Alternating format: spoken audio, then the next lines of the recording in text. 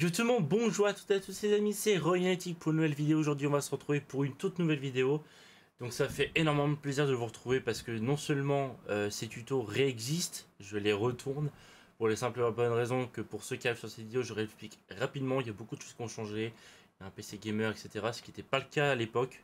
J'ai eu entre guillemets un PC entre les deux, mais j'ai pas refait ces vidéos, j'en suis vraiment désolé. Mais il n'est jamais trop tard pour recommencer et ça permet de remettre du contenu sur cette chaîne puisque c'était vraiment le but à la base. J'ai pas du tout la même assurance, j'ai plus du tout la même maturité de voix, pourtant j'ai 26 ans, ça arrivé très tard.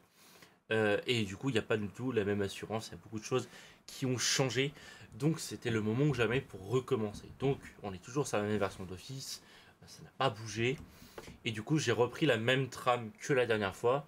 Et à l'époque, il n'y avait que 2 tutos qui avaient été tournés, que ce soit sur Word ou Excel. Donc en vrai, ces 4 tutos là vont revenir, dont le tuto sur l'amélioration de la connexion internet ou également sur Photoshop. Voilà, donc ça c'était la base. Donc on est reparti. Donc on reprend le même fichier comme vous pouvez le voir. Donc l'avantage c'est qu'il est sur OneDrive. Donc du coup, voilà, on peut se mettre là-dessus. Ça marche très très bien.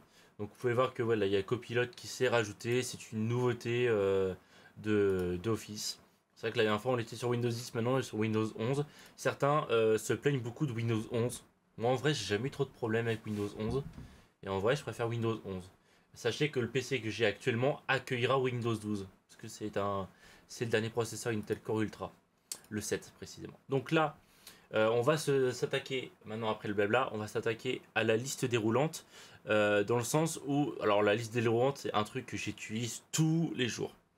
Tous les jours dans le sens où j'ai un fichier pour ma voiture où je fais les pleins etc. Et c'est un truc que j'utilise tous les jours parce que pour mes sous-traitants avec ma boîte d'informatique, j'ai un fichier Excel de préfacturation où je rajoute les villes là-dessus. Donc en vrai c'est un truc qui vous servira pour beaucoup de trucs, etc. Donc pour faire une liste déroulante, on va aller dans données, donc là ça se passe ici.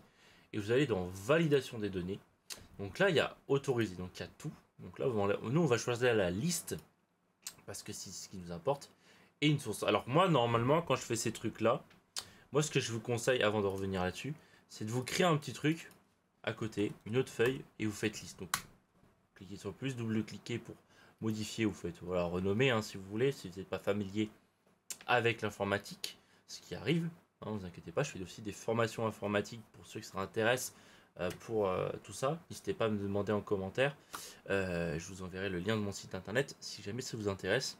Et je fais aussi des informations informatiques pour des personnes un peu plus âgées ou moins âgées, par exemple pour faire les impôts, pour faire plein de trucs, parce qu'il y a de plus en plus de soucis, je vends des imprimantes, enfin il y a plein de trucs comme ça. Donc n'hésitez pas à me demander en commentaire. Donc moi je fais souvent ce truc là, donc en fait j'ai la liste là, donc je la copie, enfin là, etc. Donc là c'est le même principe, hein. Que ce soit sur une liste ou pas. Donc là si on fait liste, si c'est pas sur la même feuille, vous cliquez là, vous faites sur la feuille, vous sélectionnez et ça va le prendre en compte, vous voyez ce que je veux dire. Donc là on y retourne, on va prendre la liste qui nous intéresse, qui est celle-là. J'enlève tout ce qu'il y a là, qui ne vous intéresse pas, voilà, celle-là.